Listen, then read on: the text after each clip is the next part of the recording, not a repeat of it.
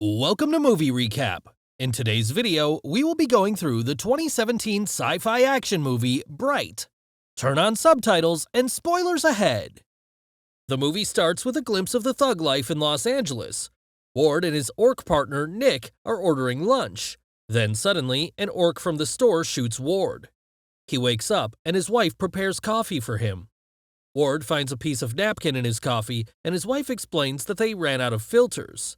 A fairy is loitering outside of their house, and his wife tells him that he should kill it. Still, he refuses and tells the story of his cousin having cantaloupe-sized eyes. He says that they should hire somebody, but his wife says that he is capable, and they do not need to pay somebody to do the job. He agrees to kill the fairy. His previous partner is on the news, and the man turns it off. The wife remembers the traumatic event of him getting shot.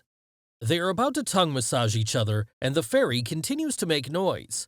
The neighbors watch as the fairy attacks him, and he successfully hits the fairy. The fairy falls to the ground. He crushes the fairy. The man tells his neighbor to continue doing their gangster stuff. His neighbor thanks them for the show. Ward's daughter prepares her things for school. She asks her dad if Ward is in trouble. His daughter insults his partner and explains that orcs are dumb. Nix gives a lesson about races and says that everybody is different. Ward hears a loud thud outside. He goes outside and sees Nick parking. Nick gets out of the car and greets Ward. Ward explains that he put cow manure on his lawn. Nick says that it's human shit from treatment plants. Ward threatens Nick to never come again to his house using a police car. Ward's daughter greets Nick and he greets her back. Nick offers her a ride. Ward is furious and tells Nick to shut up and says the police car is not an Uber. His daughter tells Ward that Nick is a person too. Ward puts up the for sale sign on his lawn and tells his neighbors not to mind him. Ward escorts his daughter to her grandmother. His daughter stares at him. He kneels and asks his daughter why she is sad. His daughter says that his partner is going to get him killed. She hates her dad for being a policeman. Ward rides with Nick in the police car. Nick tells Ward about melatonin helping him sleep. Ward tells him about the nightmares he's having about being shot. Ward blames Nick for the incident. Ward says that they should hit the reset button. Nick agrees and plays orcish music. This irritates Ward, and he stops the music. Nick tells him that it is a love song, and says that Ward lacks physical love, and he can see it in his face. Nick continues to make faces, and Ward tells him to shut up. Nick drives to Elftown, which looks like a prosperous city with well-dressed elves and an elegant town. An orc sees Nick and points his tusks. Nick and Ward proceed to the police station. Another policeman tells Ward he should do something that will make Nick lose his job.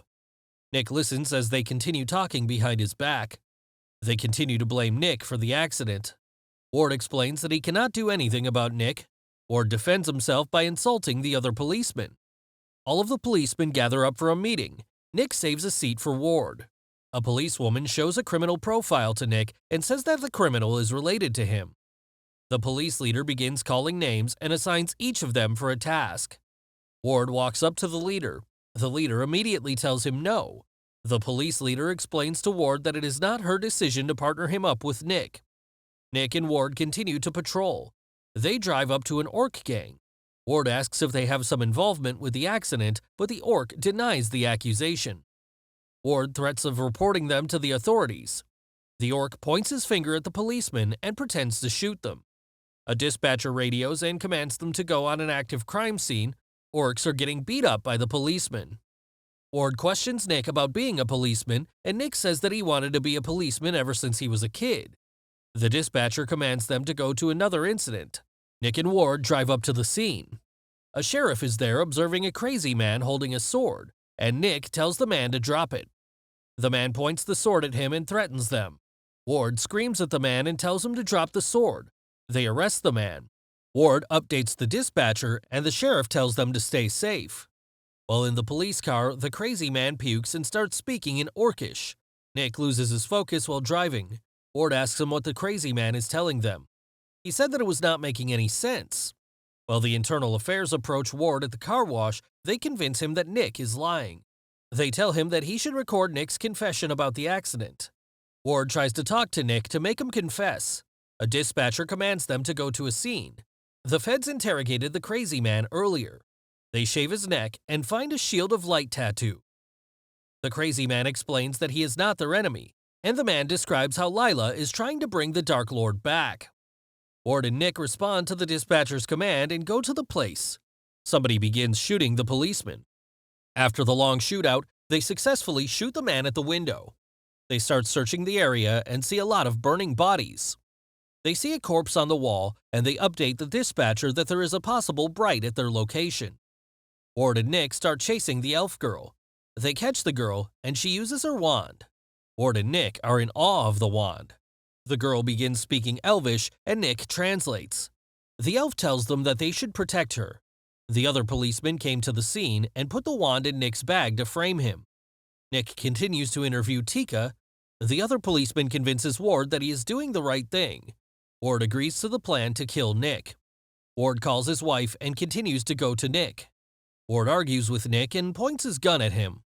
Nick confesses about what happened in the accident, that he catches the wrong orc. The other policemen go out of the building. Ward asks Nick about the positions of the police at their back. Ward shoots all of the policemen behind him. Nick tries to arrest Ward, and Ward explains that they are about to kill them. Ward refuses the arrest. Nick radios the incident. Gangster hangs up on Nick and Ward and asks about the wand. The gangster boss commands his people to get him the wand. Gangster chases them and begins exchanging bullets. Tika shouts at them and tells them to go back, and the elf girl uses her wand to stop the car. It has come to the feds' attention that the policeman found the wand. The Inferni searches the place that the policeman visited. The Inferni pretends to be the authorities and begins interrogating people around the place. Ward, Nick, and Tika hide in an abandoned building. Ward explains to Nick that the other policemen are trying to kill them and do the right thing. Nick says that they should report the incident. Ward says that he is still not sure who are the right people to trust. He says that they should call the sheriff. The gangsters find them and continue to chase them. Nick drops the wand and a man picks it up. The man explodes. Nick carefully puts the wand back in their bag. They continue to run away and find themselves in an orc butchery. They get out and proceed to go into a club. Gangster begins shooting. Nick aims his gun on them and Ward pepper sprays them. The team continues to run from the gangsters. The feds visit the earlier crime scene and begin searching the place. They conclude that Tika is with the two policemen. The two policemen change their clothes to hide their identities. They go into what appears to be a strip club and tell the people there to get out. The gangsters find them and begin to shoot the place with machine guns. The gangster boss offers them a deal for the wand. When they are about to refuse the deal, the Inferni shows up and kills the gangster team. The LAPD shows up, and this allows Ward's team to escape. They go to a convenience store and recover themselves. Nick applauds the bravery of Ward, but he seems not to be confident in his position right now, but Nick continues to praise him. The sheriff goes to the convenience store. Ward explains that they have a wand, and the other policemen are corrupt. The sheriff calls the feds as the Inferni tracks their location. Nick asks the feds not to be punished for what he did. The feds agree. The sheriff directs them to handcuff each other. The Inferni finds them and kills the sheriff.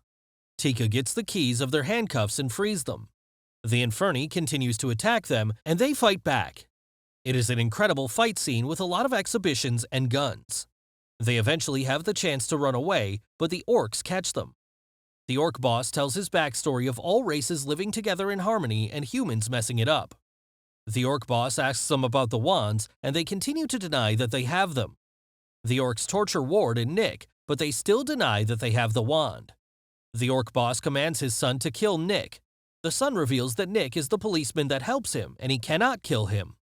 The orc boss continues to kill Nick, and Nick falls into the hole. The elf girl uses her wand to resurrect Nick. Nick now resurrects and ascends from the hole. The orcs begin calling Nick the fulfillment of a prophecy. They discover that the elf girl is a Bright, and the girl starts speaking in English. Nick thanks the girl for resurrecting him and asks about the Inferni's plan. The girl talks about her past and how she manages to escape the Inferni. The girls look sick, and she asks them to take her home, meaning the earlier crime scene. She explains that they should put him in the pool there. They steal a car. Ward plans to take the girl to a hospital, but Nick tells him that they are in a prophecy and should follow the girl's instructions. They proceed to go into the place, but the Inferni is way ahead of them. The Inferni attacks them, and they begin using the weapons on the place to defend themselves. They bomb one of the Inferni and stab the other one. Ward manages to hold Lila, and Nick shoots her. They put the elf girl into the pool. Lila heals her bullet wounds. Lila strangles Nick and gets the wand. Lila pulls Tika out of the pool and speaks to her in Elvish. Nick shoots Lila, and she lets go of the wand. Ward gets the wand, and surprisingly, he does not explode, because he is also a Bright. Ward uses the wand against Lila. Ward looks for Tika, but he cannot find her. The authorities respond to the scene. Ward and Nick manage to get out of the burning building. An orc blades his palm, marking the blooding of Nick. Ward teases Nick of being a big dog that he is now blooded. The authorities retrieve the wand. Ward and Nick wake up in their hospital bed, and Ward cuffed to his bed frame. Nick explains that the authorities see him as dangerous. Nick runs his mouth and explains to the feds the happenings of their adventurous night. The feds disregard him and ask Nick to give a statement. Nick tells a false statement and hides the magical truth so that they can continue to live in peace. The authorities award Nick, Ward, and the fallen policeman. Ward sees Lila along with the crowd, and that is where our film ends. Thanks for watching. Please like, subscribe, and click the bell icon to get new movie recaps.